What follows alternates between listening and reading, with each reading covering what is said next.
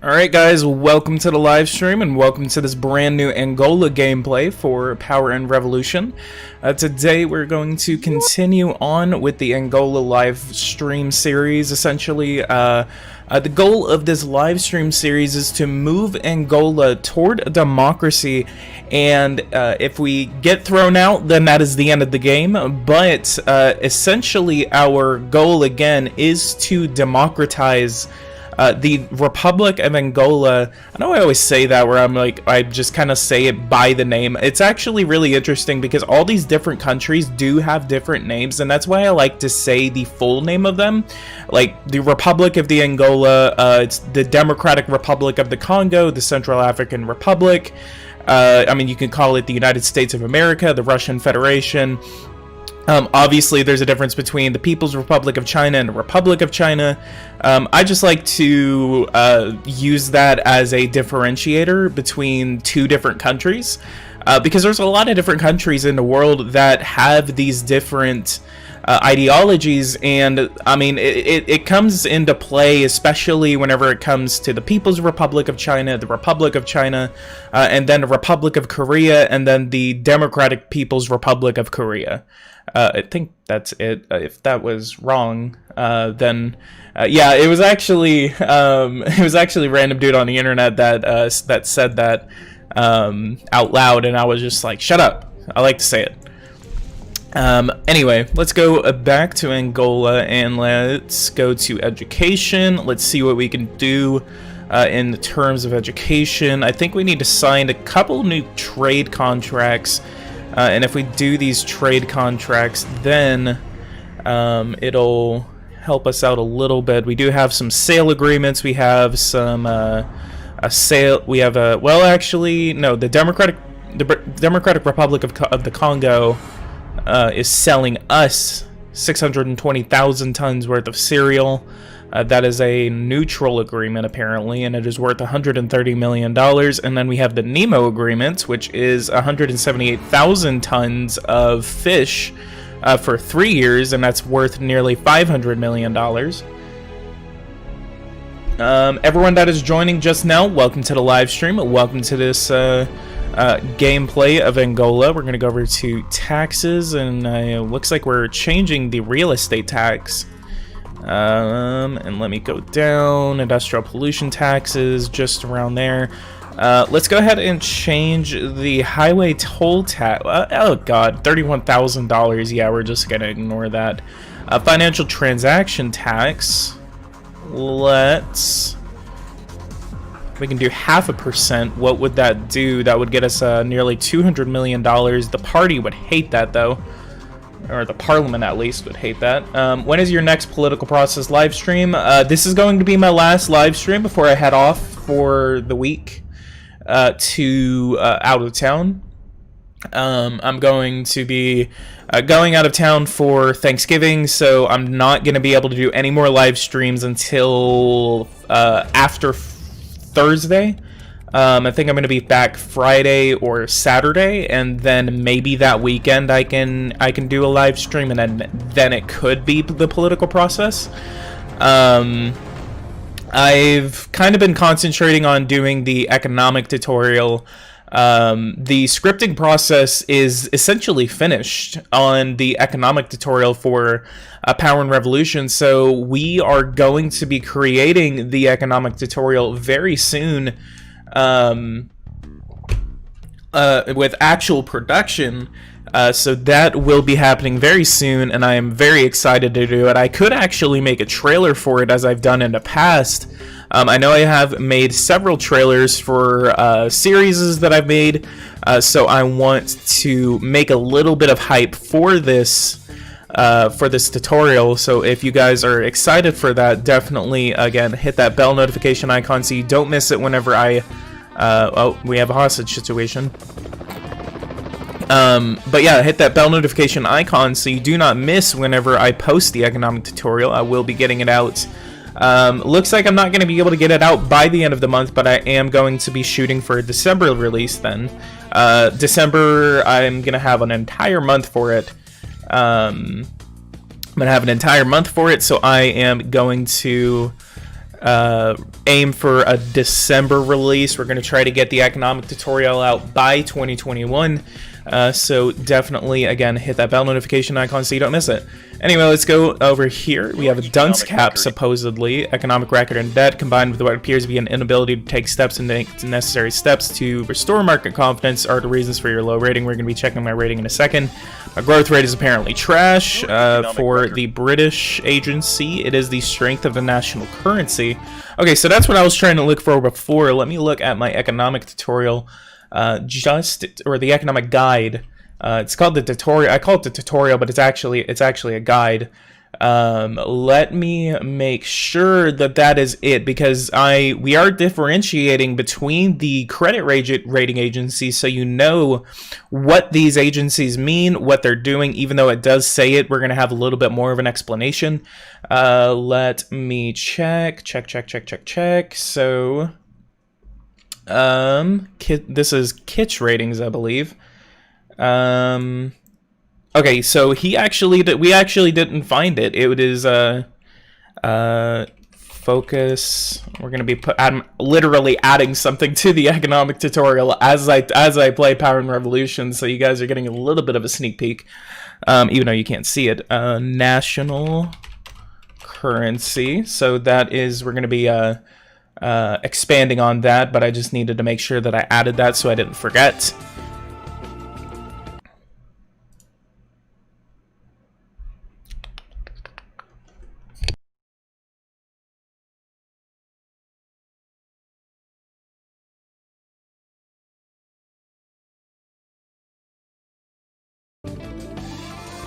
Alright, and let's go over to Parliament. Let me look at the chat. Hey PG, let me ask something. What's the difference between fish and fishing on the game? It confuses me a lot. Most values are the same, except fishing doesn't have consumption. Let me go over to farming. Let me go to fish, and then we have fish, aquaculture, and fishing.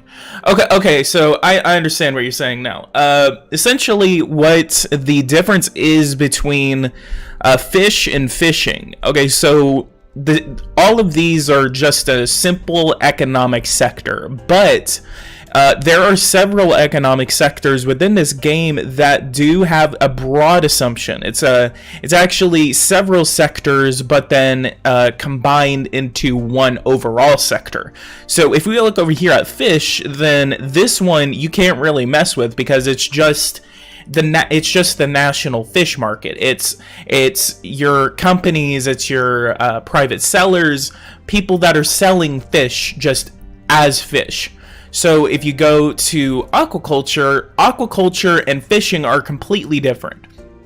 Aquaculture is essentially the farming of fish. It's like farming, but you're doing it with fish. It's in a closed environment. You're breeding fish, and then you're using that fish to be sold on the market. That's what aquaculture is. Fishing is essentially the same thing as fishing. It's you grabbing your fishing pole or getting on your boat, going out, getting a ton of fish, and then selling that fish on the market. That is whenever it's just regular, just actual fishing, what you're thinking about whenever it comes to fishing. But aquaculture is just fish farming. That's what it is. And you actually see this difference whenever it comes to the information on the activity of the sector. Whatever sector is going to the manufacturing process. Whenever it comes to aquaculture, the need for this sector is cereals and maize. That's to feed the fish. But if you go over to fishing, go to sector infos, all you really need is naval transportation. So naval transportation, that just essentially means that fishing, the fishing sector right here, is just people going out on their boats, going into the water and fishing, and then selling that fish onto the market. Again, that is the difference between the two aquacultures, but fish itself is just the national fish market itself. If I think that's the best I can actually explain it. I'll make sure to take note of that whenever I make the economic tutorial. But that was a really good question, because I can understand why you would get confused by that. If I actually go to energy, and I think you'll be able to see this, the national electricity market is the same way. It's one sector which comes to electricity. But then that turns into 1, 2, 3, 4, 5, 6, 7, 8 different sectors that produce that electricity. And then you can affect that by going over here, building onshore wind, offshore wind, geothermal plants, biomass plants, solar plants, or even fossil energy plants. But there's several different sectors where you have one general assumption sector and then the other sectors that contribute into the overall, because all of these actually do contribute into the production itself. So whenever you make more of any of these kinds of sectors, these will directly contribute into the overall production that you actually have for electricity as a sector. Economically. Hey, what is your favorite Power and Revolution live stream? I would have to think about that. I would have to go back into my videos. Let me actually pull that up while I do this. Let me keep going. What is those? Oh. Let me go to my channel. I'm gonna go to videos, and we're gonna be looking while I continue on with this live stream. Soldier, PG, thanks for the information. No problem. If you have any more questions like that, like if there's anything that genuinely confuses you in the game, obviously I am here to help. I can help you. Just if there's any sort of I cannot talk today. I can't talk in any of my live streams. I'm so rusty at live streaming, and it's just one of those things where I'm just kind of like, my mind is just all over the place. Yes, you can, but you need to compensate with clean energy in that case. PG, let the National Assembly vote laws, and that's it, because that's what happens IRL. I will do that very soon, because I don't want to try to pass a law and then they totally shoot me down for it whenever I try to... Oh, these are completely important. Let's go to legality of the state. Tolerate and monitor labor unions. Okay, that's going to be okay for now. Regulate the right to strike, limited and monitored. Let's go to sects. We have forbidden sects, but I think for now, as long as we are in the area that we are right now, I do believe that it's going to be okay for us to do that, because we don't have to worry about terrorist groups or even just people who just come out and just get really pissed off for no reason at all.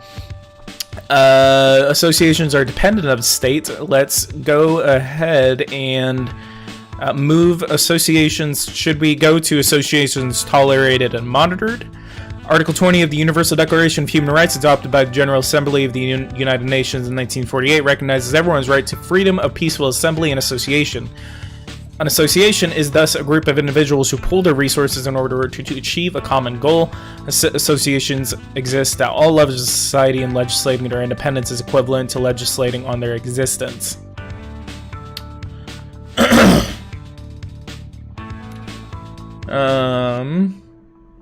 So let me go to political parties, determine legality. We have a free multi-party system. Yeah, I'm going to go ahead and move us to a free multi-party system. Let's do that in a TV address. Let's look at, see what Parliament thinks about it. Parliament actually does enjoy that, that option. And yeah, okay, if I'm going to move it to a total free party system, then I'm going to go to next day, see what the reaction is to that. State authority, everyone likes it, and we actually got approval from it. Let's say no to that. See the TV address. He has no arms. It's funny.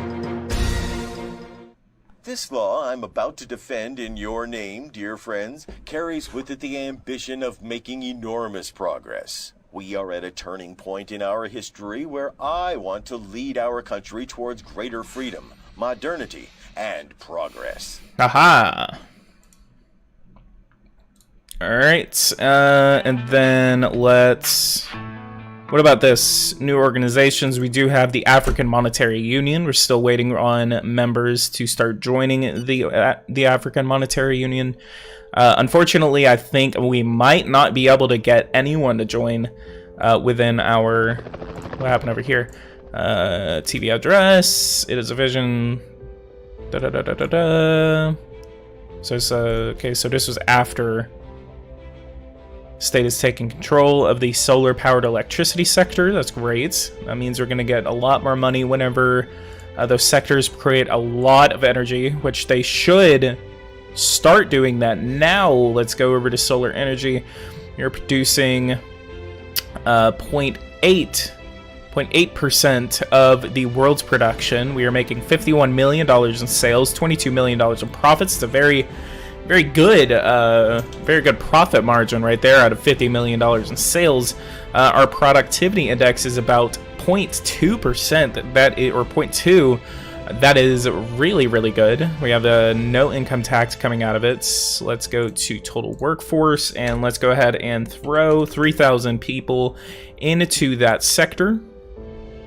And then average salary, let's go ahead and pay them $100. Is going to be the first government job in which that pays over $100. And then while we do that, let's go over to civil servants. Let's go ahead and increase their salaries to $100. We're gonna have a baseline currency of 100. See? All right, total average is gonna be $100. We're spending, or we actually have over 1 million public sector employees. So we have 425. Actually, the most of it is coming from the police forces. We have 219,000 people working in our administrations. Administration, I need to figure out what that means whenever it comes to administration. Is that, I don't know if that just means government like as a whole, or if that means like sectors that you're doing. Like that could be like the baseline for all the sectors that you have. Bill on the freedom of political parties. Today is a big day. Your new bill on political parties is one of the most democratic actions, and we welcome it with the greatest pleasures. Cheers, Mr. President. All right, and our party actually really likes it, so I'm glad that our party does like this. I totally disapprove of your... Wait, no. Oh, this is our party. Hang on. Dang it. No, he doesn't like it. It's the best way to lose the reins of power and hand it to the people. It is unacceptable, and you have no support if you persist in this way. So we don't even have the support of our own party because they don't want to lose power. So, but if we get thrown out because we want to move toward democracy, then that will happen. We are going to send a $0 sum to the terrorist. I think TPP is an okay game, but it's too much. But it's too much focus on elections, so that would kind of be the first priority of anyone's game. Yeah, the only reason I have an issue with it is because it's literally just a clicking game. I mean, this game, you have military gameplay, you have you have foreign policy, you have all these different other actions that you can do, but then whenever it comes to... And then you have elections, which, I mean, elections aren't really the most ironed out of this game, but I still somewhat prefer this game over the political process, because the political process, I mean, it needs more work. It needs more to have... in order to have, dedicated content to it. I want to make dedicated content to it, and I know a lot of my subscribers want dedicated content to the political process, but I can't. I mean, it's just a clicking simulator. It's just me clicking until I get to the next election. I mean, I can do all of these things, and especially whenever it comes to Republican gameplay, there's no policy for me to do that won't piss anyone off. And as a Republican, especially whenever it comes to the presidency, it's really not... I mean, you can win once as a Republican in the presidency, but then whenever it comes to re-election, you end up losing by a huge amount. And maybe I did a couple of things wrong, but I mean, I still think that it still is a big issue about it. The economic system of TPP is broken. I don't know if you understand how economy works in this game. Please tell me.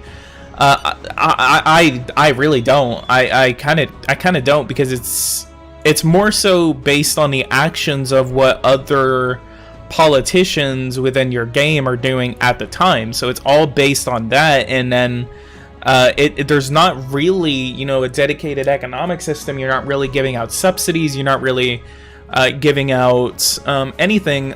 It's really just a matter of just passing a law.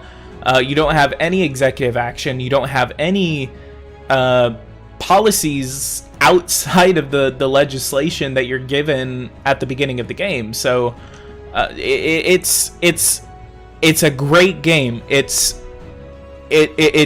has a lot of potential, but it needs work for me to even come close to making the content that I make with Power and Revolution, with the time that I put into Power and Revolution to things like that. And once that becomes a thing, I will definitely return to the political process and make more dedicated content to it. But unless it's still the way it is right now, where there's barely any laws in there, there's barely any features in there, yeah, and I do believe that I actually kind of agree with one of y'all that there is a huge focus on elections, and there's not that much of a focus on anything outside of elections. I think even the next update is still updating elections to the game, because I think that's with a lot of people that are a part of that community. They want election.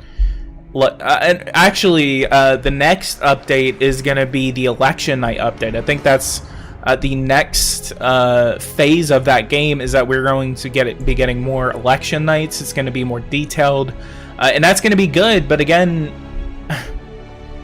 which the developer did add new policy positions, which all he really needs to do is he needs to add the policies to the game as laws. So we're going to be getting a new batch of laws pretty soon. He did add all these new policy positions, which have no effect for right now. But he should be adding those policy positions, such as public option, guns for mentally ill people, etc. Cicada, thank you so much for joining this live stream. I've seen you around, and I have attended a couple of your live streams. Everyone that is watching right now, go ahead and give Cicada 423 one of your subscriptions. He makes some content, and I would definitely say you need to improve the resolution of the games that you're playing, because it's very blurry whenever I try to watch it. But once you and I know you probably don't have the resources to do that right now, but it's a kind of a recommendation. But once you actually do that, everyone that's watching my channel right now, I would definitely suggest that you go over and subscribe to Cicada.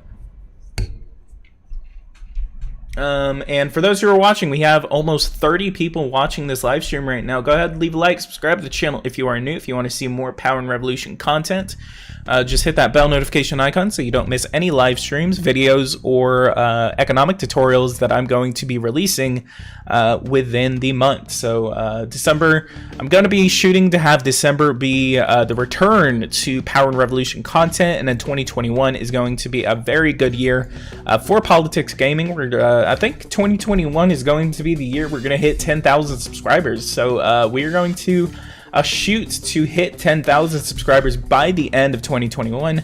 That's a pretty broad goal, 5,000 subscribers within years, but maybe we can hit it. I mean, I've gotten 2,000 subscribers over the past year, I think. I mean, actually, let me see how many subscribers I've gained this year, because I know it's over 1,000. I've gained over 1,000 people, more subscribers to this channel, and I really do appreciate it. We have 4,248 subscribers, and I mean I was at 4,000 not that long ago. So let's do in 2020 I have gained 1,600 subscribers, and the most I've gained in one day was over 27 subscribers. after I think I made it was after the 2020 edition was released. But yeah, we've gotten almost 2,000 subscribers in 1 year. 271,000 people have watched my videos.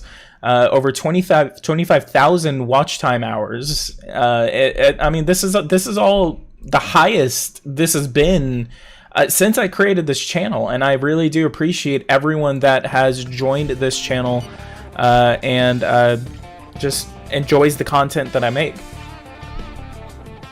In the game, PG having a lot of love. In the game, PG is having a love-hate relationship with the Congo.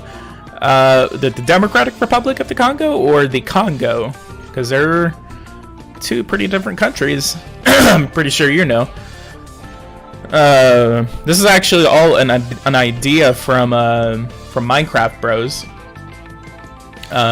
So thank you for the suggestion to play Angola, which I'm pretty surprised to a lot of people are actually interested in me playing Angola.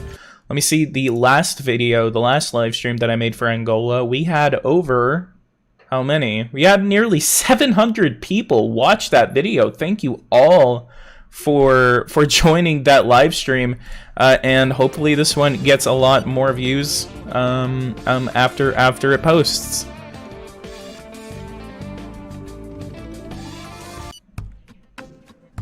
All right, let's continue to go on. I think we're going to be... Wait, what's this? The decree takes effect as of today. All right, freedom of political parties. We now have a free multi-party system in the Republic of the Congo. Wow, 61%. This is because... can I organize new elections? No, I can't. Determine the powers of the parliament. Oh, crap, I just moved it. Okay, so that changes two different laws whenever you go over to political parties. Determine a legality. Tolerated multi-party system under state control. So if we go over to parliament, determine the powers of the parliament. Vote laws and motions of no confidence against the head of state and government. We are going to vote laws but no motions and no confidence. Or we can do vote laws and motions and no confidence against government but not against the head of state. Or I could do motions and no confidence against the head of state. But that's going to be really easy for me to get thrown out by my own party. Well, let's also authorize the use of referendums on a national level. Parties! God dang it. Oh, actually, let's meet with my own party. Let's encourage them to support it, because a lot of people from my own party really do not support it. You deserve 1 million subs, PG. Yeah, imagine PoliticsGaming with 1 million subs. Yeah, I can't wait for that silver play button. On real estate tax has passed. Happiness increases in Angola. Meeting with the Liberal Democratic Party president, which we're gonna make sure that he still likes me, so we don't lose confidence. And then we're gonna go authorize the use. All right, that is awesome. You're a deadpan as always. What does deadpan mean? Let's go to Parliament, authorize the use, and it passes. Thank you so much to the Liberal Democratic Party for finally coming back over to the president's side so we can authorize the use of referendums on a national level. YouTube saying they're doing budget cuts next year. They might start giving out the silver play button. Oh no, come on! I wanted a silver play button! I wanted one. I wanted one with the name PoliticsGaming on it. That sucks. God dang it, YouTube. I want a silver play button. Come on. I have almost, what, 5,000. If I can get up to 10,000 subscribers, if you guys can just give out maybe a bronze silver play button or some shit. Well, that's a lot of people who'd get a bronze silver play button. So if they're doing budget cuts, they can't really do that. AMU Summit in Luanda on 8/1/21, setting the new interest rate of the organization's central banks. All right, we're going to be going to the next month. $230 million, not billion. God, I wish it was billion. $230 million cash surplus for our fiscal performance in the last quarter showed a cash surplus. This will help us reduce our debt service. Let's keep it up. If we manage to settle our debt, then we could benefit from a treasury reserve that will accumulate interest. Let's go over to debt and let's look at our debt situation. We have 89% of the national GDP is covered by public debt. And then if we go over to budget, we go over to here, and then we look at our actual public debt, then our public debt is about $86.6 billion, and that is compared to a GDP of $96.3 billion. But we are making over $300 million in nationalized sectors, which is good. We could actually aim to get that over $1 billion. And once we actually do that, how is my military doing? I have not worked on my military at all, but we're going to go ahead and increase it by about 3,000 soldiers. And then let's go ahead and recruit some more commandos. We're going to go to the next day, see what the national reaction is to that military increase. Speaking of military, let's go ahead and send 875 troops to the Congo city. That is Mbanza, Congo. Mbanza, Congo. We will send about nearly 1,000 troops over into the city so we can regularize the situation going on there with the hostages. Let's send that down, and let's go ahead and shoot for about $60 because I know the price of oil has been shooting by about $50. Yeah, price per barrel is currently $50.92. If you're honest, what price per barrel should you wish to reach?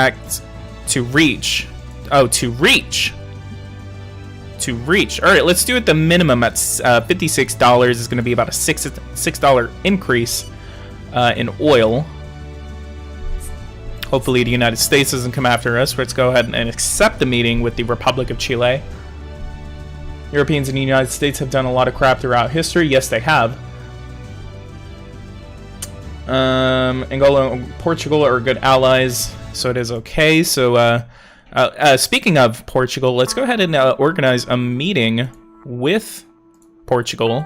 I actually don't know what the full name of Portugal is. I think is Portugal a kingdom? I think Portugal is a kingdom. Maybe it is. Semi-presidential socialist republic. We're gonna try to reach a trade agreement with Portugal. Let me actually check on that. Portugal. It's called the Portuguese Republic. Okay, so that makes sense. For some reason, I thought Portugal was. A kingdom. Wow, look at that growth rate. Oh man, we are definitely in a recession right now. We need to fix that situation, get out of this recession. We need an immediate trade agreement with Portugal. Stands at 30%. As a reminder, the rate for the previous quarter was 27%. Our unemployment rate has gone up 3% from 27 to 30. But we have a 68% approval rating. Empty-handed. In fact, I wanted you to see in order to submit you. Chile and Angola. So he wants to purchase $52 million. Yeah, that's not going to be a big enough contract. We need an actual contract right now. So we're going to be meeting with Portugal to offer to that, propose a military alliance. We could actually propose a non-aggression pact. Building, housing, and roadway. Yeah. Oh, yeah. Let's do this. Let's do 2,200. And let's shoot for 149. 149, and then 145.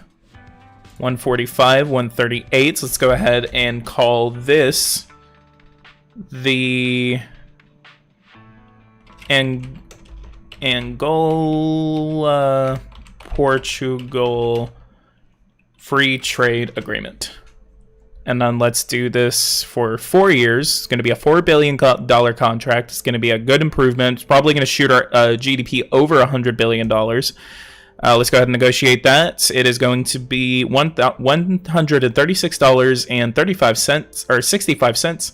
2,200 volume, I guess, is going to be sold to Portugal for a total contract worth of $3.8 billion. Let's go ahead and accept that contract. And then let's do one more sales contract with Angola. Maybe we can actually sell them some oil. Oil. Yes, we can actually sell them some oil. Let's do 4 million tow, and then let's call this, I believe, helping African countries to get education for everyone. That would be the most effective way of creating a government that can stay away from corruption, because there's a lot of corruption down there. Let's call this the oil agreement with Portugal. And then we are locked at $486 because we are in the Organization of Petroleum Exporting Countries. And then again, let's do this for a 4-year contract, $2 billion worth, and then contract has been accepted by Portugal. Great trade negotiations with our former colonizer, Portugal. Always great to see countries that used to not really... I mean, you know, colonization was one of the weirdest times in human history in which countries essentially had so much power that they just expanded southward and just completely just said, you know, screw everyone else that's on this continent. We're just going to take it over and administer it. And there are, see, it's staying at $50 for some reason. Oil is just not that profitable right now. Hopefully we're not actually, since we're doing it at $50. Yeah, it was a trash agreement. It was a total trash agreement. Let's look. Soldedness is insignificant in comparison to our national production. The revenue represented by this contract is insignificant to our global economic activity. This product is particularly profitable, and selling more of it will bring more profits and will not have a significant impact on unemployment. But then we have the free trade agreement with building, housing, and roadway. Let's look at the contract there. Contract will sell us a much better price than usual, guaranteeing us substantial profits. The guarantees a sale of a large portion of our production. The contract revenue is not high enough to really strengthen our economy, and then the product is particularly profitable, and selling more of it will bring in more profits, and then it will not have a significant impact on unemployment. So since it is not going to have a significant impact on unemployment, we are going to come up here. Usage of referendums hasn't been passed. I'm gonna go past that song. Hey PG, do you sell what you don't have enough for national consumption? Oh yeah, we do have the option to sell electricity, so let's go ahead and see what electricity we can sell. And then let's do sales. Let's do who's right next to us. We just need to get someone that's right directly next to us. Namibia. And then let's do electricity. And then let's see who we can do. We can do the Congo, Democratic Republic of the Congo, Namibia, or Zambia. Democratic Republic of the Congo is the biggest neighbor that we have. They have a 10 terawatt surplus. We do have Namibia. They won't have anything that they need. Zambia doesn't need any electricity, and Congo doesn't need any electricity. You have the option to sell to your neighboring countries, but then you really don't have the option to. Usually the other countries don't need it. I mean, unless they're going through a severe economic situation, then usually you're not able to sell that electricity to anyone. Oh wow, look at this. Oman wants to join the Organization of Petroleum Exporting Countries. This is the first membership application that I've received as an OPEC member. So Omani and Voice have placed a membership request for our organization. As a member state, you are invited to pronounce yourself. Mr. President, do you accept the entry of this country to OPEC Heart? OPEC, should we accept Oman into... What is their national production of oil? What is their oil production? Let's go to World Info. Let's go to...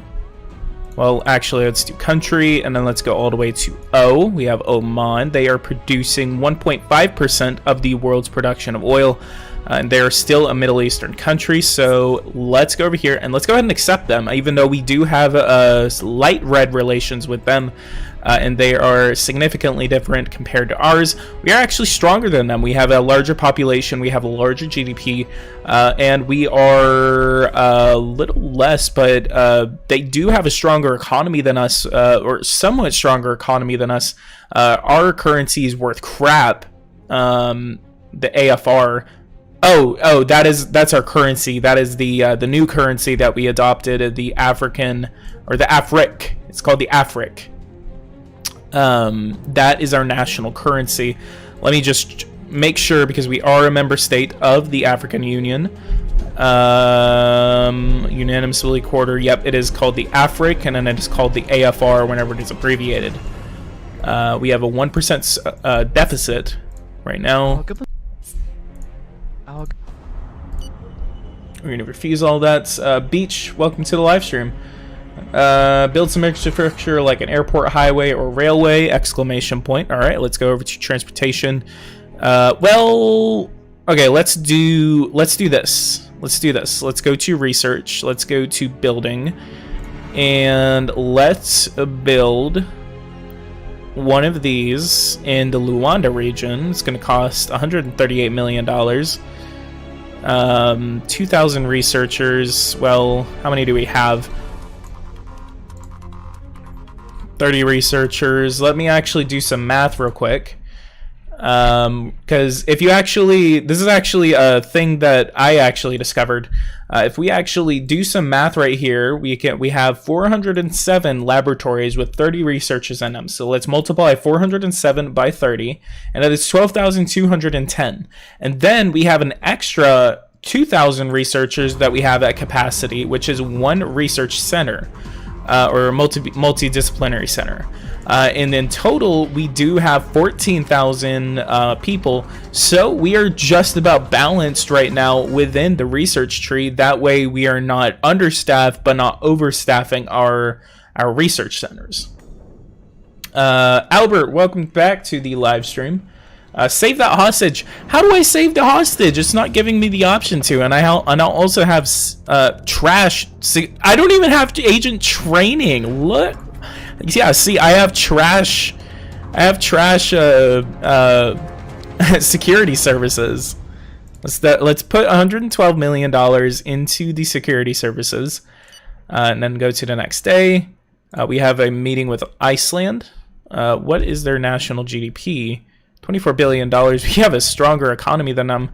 I guess I'm going to go ahead and not do that. We have Greta Thunberg on our ass about Earth Overshoot Day. Our organization, she is now the head of the International Green Arc, which again makes sense.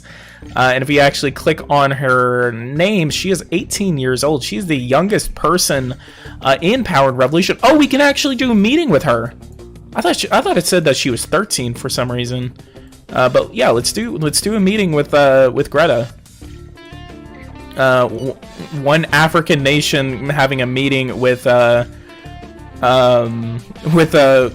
of the most famous people from, I guess this day and age. Because if you can't, unless you've been living under a rock, you probably should know who Greta Thunberg is. Earth Overshoot Day. Let's go ahead and go to the meeting with Greta. She's 17 in real life. Let me check. I think she is 17. So they may have gotten it wrong. Well, it is the year 2021. Yeah, she is 17. So as of 2020, she is 17. She was born on January 3rd, so her birthday is on January 3rd. It's actually the same day that Congress is inaugurated in the United States. But yes, that's actually really ironic. Yeah, how dare you? How dare you? How dare you? Watch, let's go to this meeting with her, and she's probably going to tell me how dare you. We're going to do our interest rate at 0.2%. And let's go to the next day. We should have the meeting. Yep, we do have the meeting with, what's her name? Frida Sundberg. Offer a coffee to her. My ulcer can't take it. Oh my god, she sounds a lot older. And then tell her you are worthy of your position and honor into the institution, and then... We seem to have covered every subject. Thank you very much for the interview. See you soon. Alright, thank you so much, Greta, for coming over to Angola, and the interest rate now is 0.2%. Let's go to currency. Oh, currency is, inflation's starting to bounce back. That's unfortunate. Yeah, look at that. Look at that interest rate. I totally should have lowered that whenever... It's kind of stuck there. Oh, crap. I think that's bugged. Because it's increasing it. No. August. It's increasing it for some reason.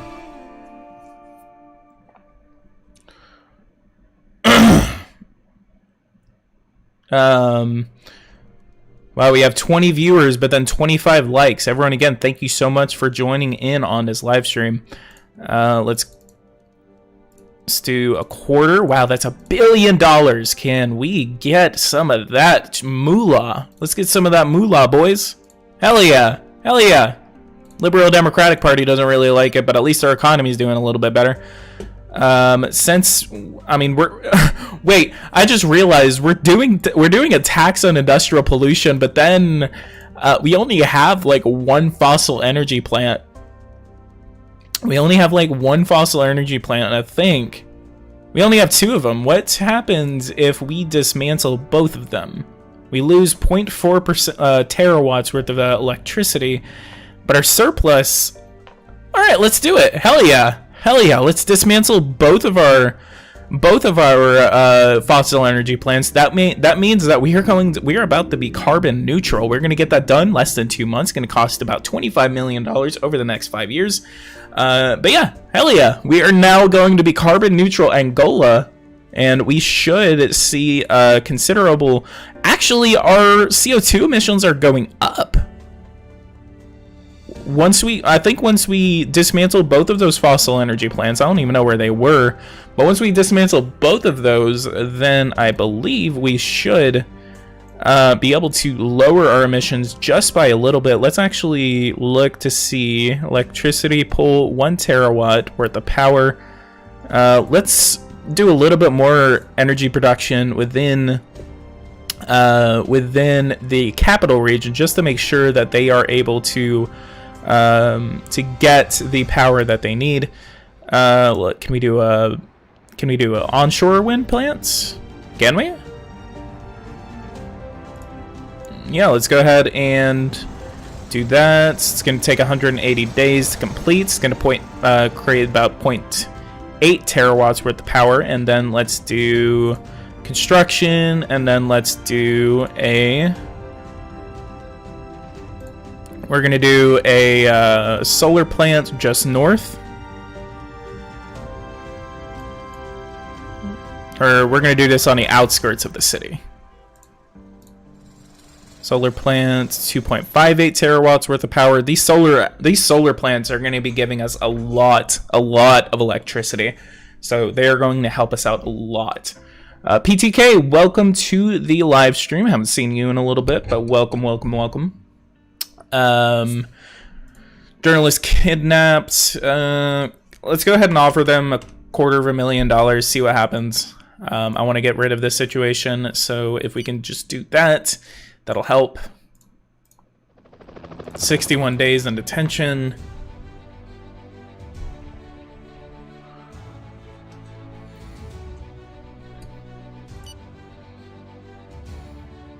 Fun fact, the U.S. has a supply of helium. Yeah, actually, I actually recognize that one. They do have a supply of helium, because helium, the world is actually going to be running out of helium, I think, within the next 10 years. I think helium is going to have to be replaced with hydrogen, but I know the United States is stockpiling on helium because the world, again, is running out of helium. Helium shortage, because I think I may be wrong.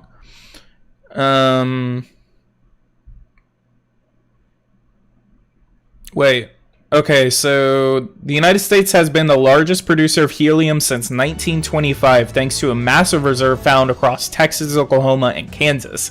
Fittingly named the Federal Helium Reserve, but that is set to close down production in 2021. That was a article in 2019. So supposedly we're running out of helium by 2021, and scientists are looking for new reserves to replace it. The global helium reserve shortage is real, but don't blame party balloons. Everyone's thinking about helium, and they always think about party balloons.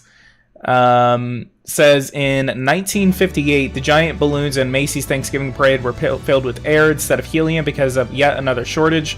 But while this is not a new problem, helium supplies have grown particularly low lately because of the existing sources are dwindling and future projects have been delayed. Part of the problem is that as delightful and essential as helium may be, it is an afterthought for many international businesses. 97% of the world's helium is produced as a waste product collected while processing natural gas or producing liquefied natural gas. Long-standing sources of it in the United States, Qatar, and others and elsewhere are currently running low. New natural gas products are on the horizon, but these projects are enormous, expensive, and affected largely by factors that have little to do with children's birthday parties or even broader helium needs. And then it says, why not stockpile helium when it's available? Because it's extraordinarily expensive and difficult to store. It is the coldest substance on the planet, and a tiny bit of heat turns it to gas. Even when it's kept in a cryogenic container, the liquid slowly boils off. Store it as a gas, and it gradually leaks out of most containers. And then the final piece of the story says, what do Party City analysts think?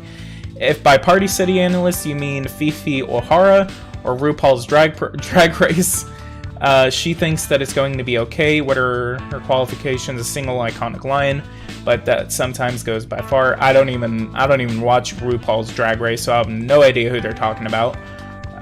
There are other places to get balloons and cheap plastic goods, she said in an interview over Instagram Messenger. When there is no party city to go back to, you can create a new home. If the helium struggles continue, maybe that's for the best. Balloon releases are horrible for the environment, and parents get overexcited about decorating, even though really children just want to play, quote unquote. Anyway, that was a little bit of an article about us running out of helium. So what do you think what's going to happen after we run out of helium? Does Luanda have an airport? It does not, apparently, in the game, so we can actually construct one. High-speed rail. If we actually want to create a high-speed rail line, where should we build it to? Luanda, we could do it to Caxito? Caxito? Is that how you say it? What is the cost of that building? If we wanted to do that, it would be done in less than 5 months, $372 million. Medium traffic airport, we could do that. $104 million. It would take about 10 months. Alright, let's build it right there. That increases our deficit just by a tiny bit. It's going to get about 10 million passengers per year. Here we go. Construction has begun. We can already draw some conclusions. As for the transport of goods, it will bring no noticeable changes since our country's current resources are sufficient.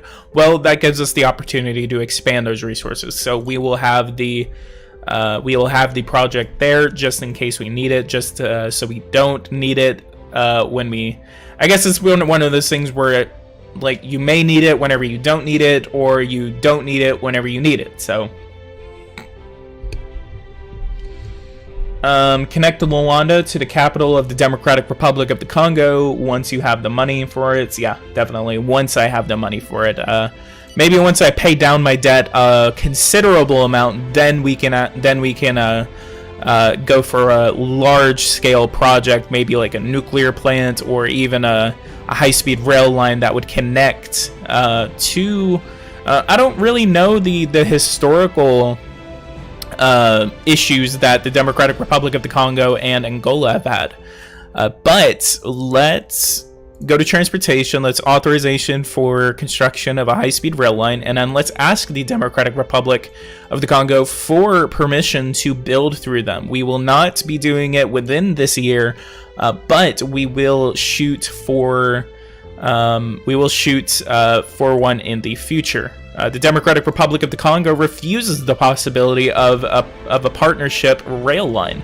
This country has refused to sign our draft agreement, which would have opened the door to new joint projects to construct high-speed rail lines.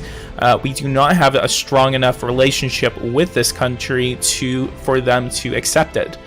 So next time they go through something like a famine or some sort of natural disaster, we will be there to help them, just so we can get them to authorize a high-speed rail line for us in the future. Build a college in BIE. DRC invaded us during the Civil War between 1992 and 2002.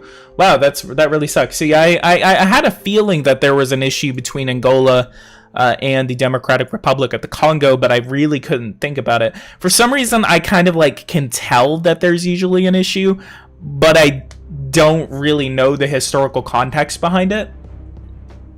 Cameroon. Let's sign a military agreement with the Republic of Cameroon. Let's ask them for a support agreement. They're going to be one of my closest allies within the region. We can also sign a military agreement with Madagascar Athletics in Eugene. Let's go ahead and give them some encouragement. Morale of consumers is not at its best. Oldest country and the oldest person in the country has died. Electricity production is encouraging me to sell my production. Cameroon has accepted our military agreement, so that means we are now support allies, where oldest person is telling me to get moving. And then let's ask Madagascar for a military agreement similar to Cameroon as well. So we're going to be grabbing a couple of different allies throughout the continent of Africa. We can actually sign a military agreement with Liberia, historical ally of the United States, ironically. Tax on industrial pollution, so we're going to be waiting for those military alliances to process. Madagascar has rejected our military agreement, so that is unfortunate, and Liberia has also rejected our military agreement. That is, again, unfortunate. Let's continue. There is a war currently going on in the Tigray region of Ethiopia. Next game, actually, guys, let me ask you guys this: would you guys be interested in seeing an Ethiopia gameplay? Would anyone be interested in seeing that? I'm there's currently a war going on right now in Ethiopia. This is a historical conflict that has been prevailing in Ethiopia since the 90s. Again, Africa is one of those continents in which there has just been constant conflict. And one of the interesting things about this conflict is that it brought former enemies together. Eritrea and Ethiopia are fighting on the same side against the Tigray Liberation Front. If I actually bring up this conflict right now, let's look up the Tigray conflict. It's literally called the Tigray conflict, and it is a ongoing conflict that began on November 4th, 2020, that was 6 days before the end of the Nagorno-Karabakh War. The Nagorno-Karabakh War was in full swing at the time that the Tigray conflict in 2020 began. Essentially, this conflict is... this is from Wikipedia. The conflict stemmed from the attempt of Prime Minister Ahmed, I'm going to say Ahmed, to distance the country's politics from ethnic federalism. Ethnic federalism is a federal system of national government in which the federated units are defined and segregated by ethnicity. In certain cases, multi-ethnic regions would have to be partitioned, causing international displacement of people due to large internal population transfers.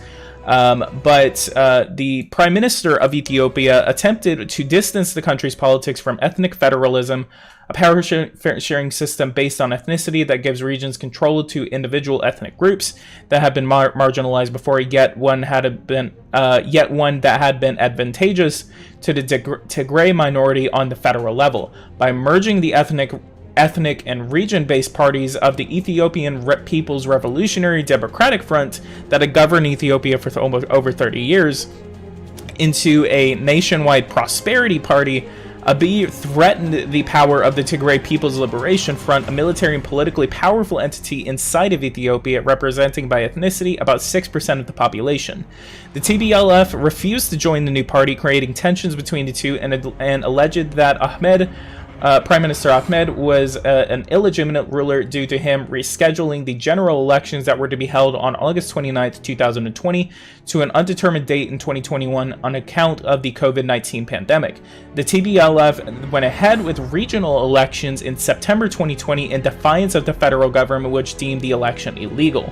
The immediate cause of the conflict was an alleged attack on November 4th, 2020 by organized Tigray forces on the headquarters of the Northern Command of the Ethiopian National Defense Force, which is the defense wing of the government of Ethiopia, or the federal government of Ethiopia.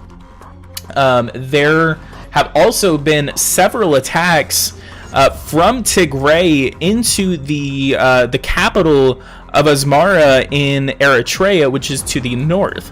Back in the 90s, Eritrea and Ethiopia fought one of the bloodiest wars of recent memory. This conflict between Eritrea and Ethiopia was so bad. Let me actually again look into this conflict real quick. It was the Ethiopia Eritrea War. It was the Eritrean Ethiopian War, and this was fought between 98 and 2000, and Ethiopia actually won the conflict. Let me look back at stream. I know I haven't been looking at it because I've been talking about this conflict in Eritrea and in Ethiopia. Should Angola be a federal republic? I mean, see, federal republics are always the most contentious ones, because if you give people the ability to kind of like self-determine themselves while also being a part of a national government, whenever you try to change those rules, they're going to be pissed off. So that's essentially what's happening right now in Ethiopia, is because the TPLF has had power in their region for so long, and now the government wants to move away from that because they feel like it causes more tensions or something like that. Okay, I'm gonna backtrack on that because I'm probably getting that wrong. But essentially, it's one of those things where, you know, you give these people power for so long because you don't want to have a conflict, but then you try to change it, and then the conflict starts. Alright, so European colonialism is to blame for Africa's problems. I could probably agree with that, but there are also other issues with it. It can be rooted from European colonialism, but I said colonism earlier. Colonialism. European colonialism is to blame for Africa's problems. I could agree with that, but there are also other issues that prevail between that. It's a lot of nationalism, it's a lot of racism, it's a lot of different factors that go into it. It's not just European colonialism. The European colonialism is essentially what that did is that the Europeans, without taking into consideration the ethnic minorities and majorities that were inside of these regions, they didn't take that into consideration whenever they drew the borders of Africa. That same thing happened whenever it came to India and Pakistan. Whenever they divided both of them up, it caused one of the biggest migrations in modern history. But whenever it comes to Africa, one of the biggest issues that I've really seen about it is that whenever these bigger countries left, they didn't take into consideration about who was taking power, why they were taking power, what their intentions were whenever taking power. They just basically pulled out and said, hey, here's your borders, do whatever you want. We're not going to get involved in your affairs anymore. We're done. And there are good intentions to that, but then there are bad intentions, because you're basically saying, like, I'm gonna like rule this place for 200 years, and then I'm just gonna leave and give them their own self-determination.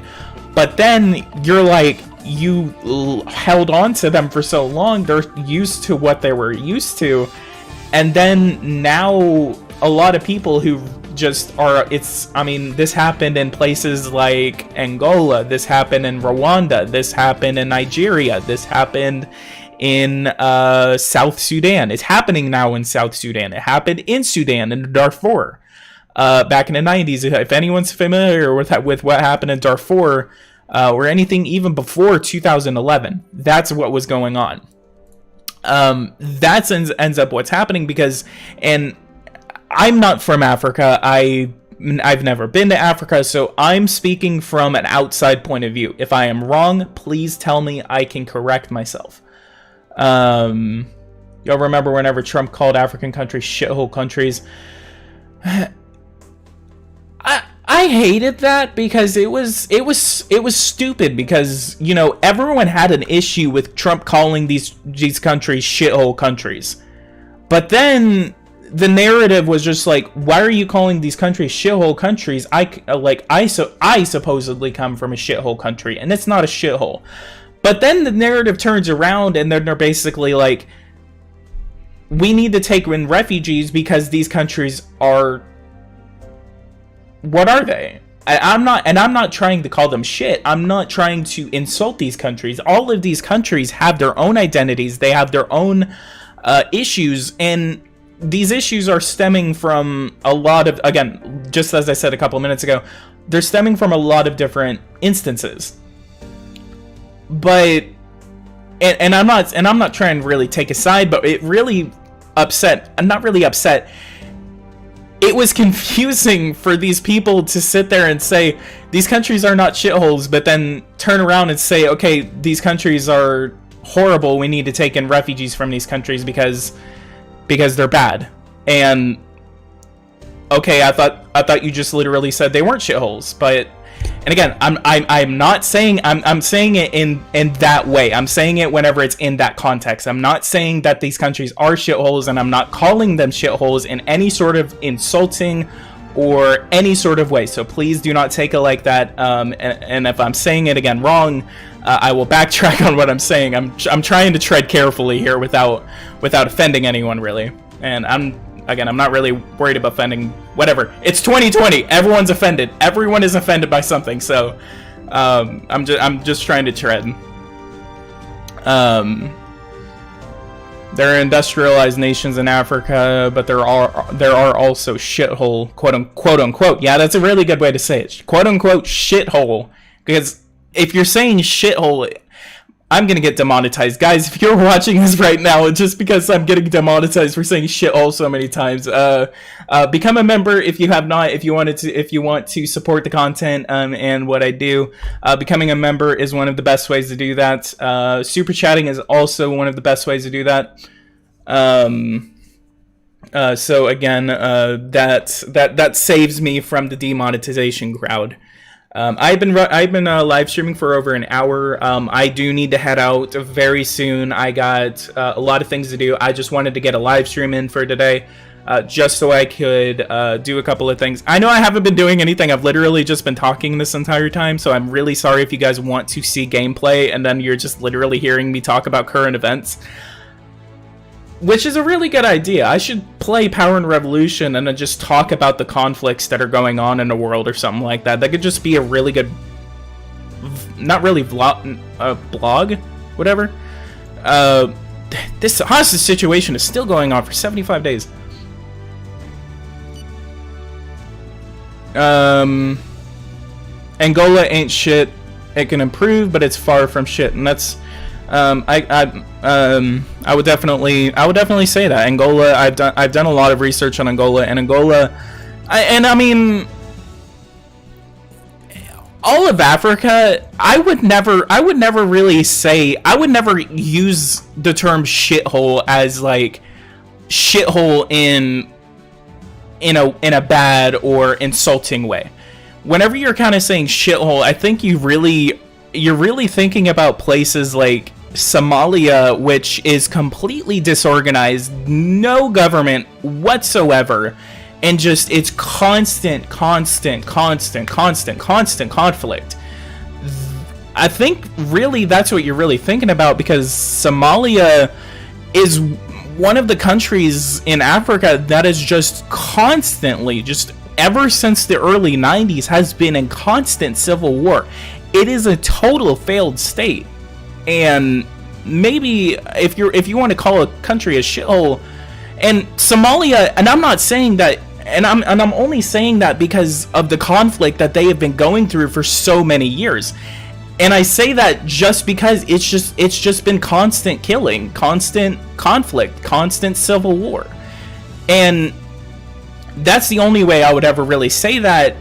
But Somalia itself, the culture, the everything inside of it, the people even, they are not shit. They are not shitholes. They are not anything. They are their own people. It's just that Somalia itself, the country, it's just the I guess the government, the country, they just have no organization, no way to organize anything. And I mean, they have the Puntland region, they have the Somaliland region that are completely just separate from themselves. I actually saw a term for this yesterday about it. It's called the consolidation of states within Somalia. And essentially what this means is that the states that are there now, Somaliland and Puntland, they have been there and administering themselves for so long that they are essentially their own states, separate from Somalia. And Somalia obviously doesn't want to do that. They want to continue with the borders that they have right here as the full Horn of Africa. But I mean, maybe they can hold on to that power, but we'll see. And hopefully this conflict does come to an end.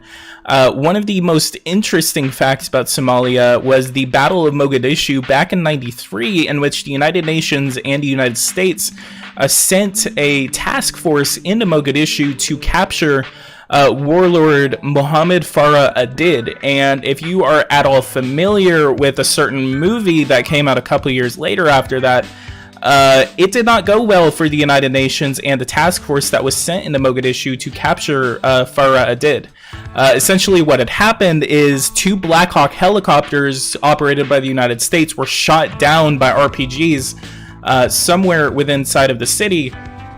And there was an overnight operation in which the United States rescued the pilots, because the pilots were still alive, and even if they didn't get the pilots alive, they wanted to get their bodies back. So the United States did launch a very costly operation within the city of Mogadishu to get the pilots back. And 19 U.S. soldiers were killed within the fighting, trying to get those pilots back home. It is a very interesting operation. It's called the Battle of Mogadishu of 1993. It's 93 or 94. If I may be a year off. So if it was in 94, please correct. Can you play as the Houthis in Yemen? Possibly, since I've never really played as a terrorist group. Let's go ahead and continue on. Let's say cancel. Following numbers employed in the administrative field. The situation will get worse if we pursue this course of action. The lack of manpower will completely paralyze us if you do not do something. October 3rd, 1993. Okay, yeah, that's exactly the date. Thank you so much, Anton, for that. October 3rd, it was the night of October 3rd, 1993 to October 4th, 1993, which the operation to retrieve the pilots of the 2 shot down Black Hawk helicopters was operated in. And again, 19 people were killed within that 24-hour period. 19 Americans were killed. I think there was a lot more Pakistanis and other United Nations soldiers that were killed within the fighting, but just as an American, that's why I'm kind of saying that. I'm totally sorry if sometimes I totally sound like an American sometimes. The shortest war in history was between the British and the Zanzibar. It lasted 38 minutes. Yes, that was called the Zulu War, I believe. The Zulu War was the no, not the Zulu War. Shortest war. Yeah, okay, so it was the Anglo-Zanzibar War, and essentially what had happened was the British just showed up and then just shelled them for 45 minutes, and then it just stopped. And then the war came to an end. The Zanzibars surrendered. There's a lot of historical context behind it, but it was essentially the British just shelling the African coast for 45 minutes until they surrendered. It was like the Battle of Fort Sumter all over again. The Prime Minister of Bosnia and Herzegovina wants to meet, so that will be accepted. I think this is going to be the last international meeting that I'm going to hold before I end this live stream, because I need to end this live stream very, very soon, so I can go ahead and go do everything else that I need to do. Again, I just wanted to get one live stream in for today, just so I could let you guys know that I'm not going to be here for the rest of the week, and I will continue some Power and Revolution content whenever I come back. European colonization of Africa is the cause of so many genocides and civil wars in Africa. The FBI is going to say that oh wait, wrong one. Do meeting and purchase. He wants to purchase natural gas. Yeah, no, it's not gonna contribute that much to the economy, so I will ignore that. Build a hospital in your capital. Manage this region, health, and let's do 3 hospitals for $125 million. It's gonna move it up to 15.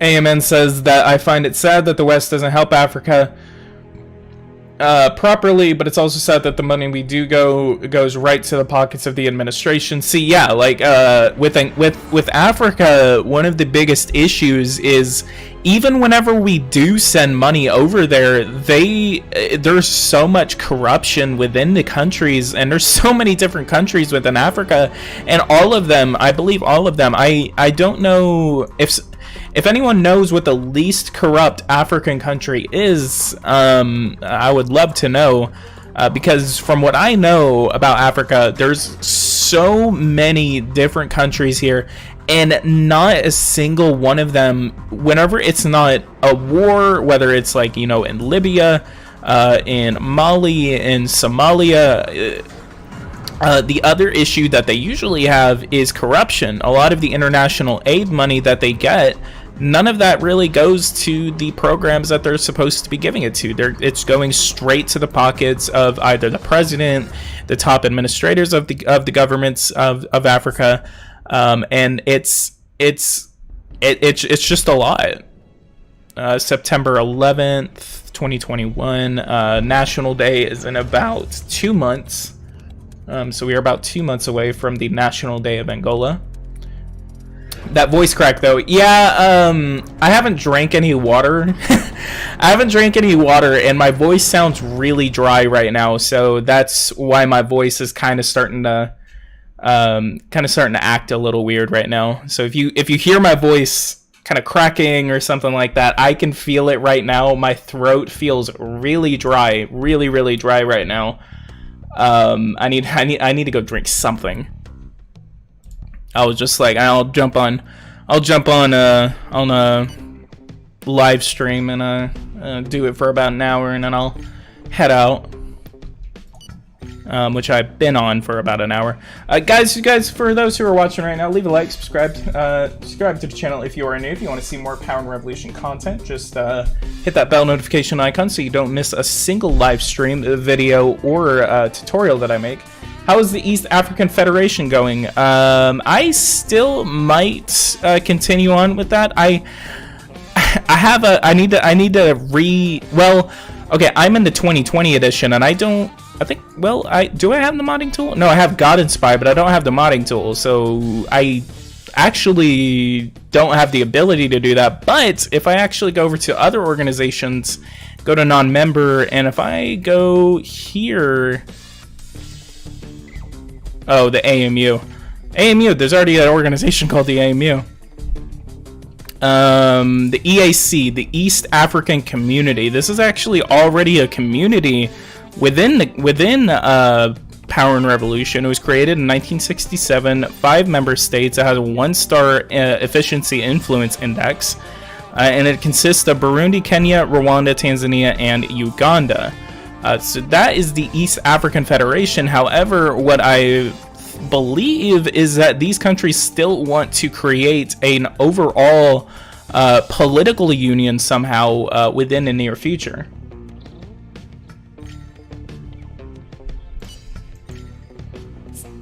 Do that. That is the one, PG. They want to be a federation. Yes.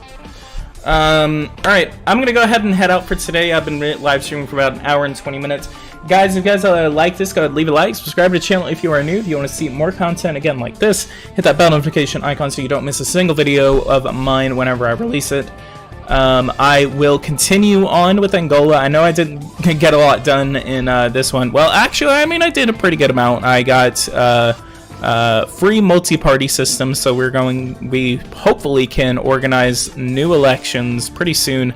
And we also need to switch to a presidential system, and once we actually switch to a presidential system, I think we're going to be doing a lot better. We're a right political party, and we're also authoritarians, and hopefully that'll change. In the next one, we're going to hit $100 billion GDP, so that's going to be great.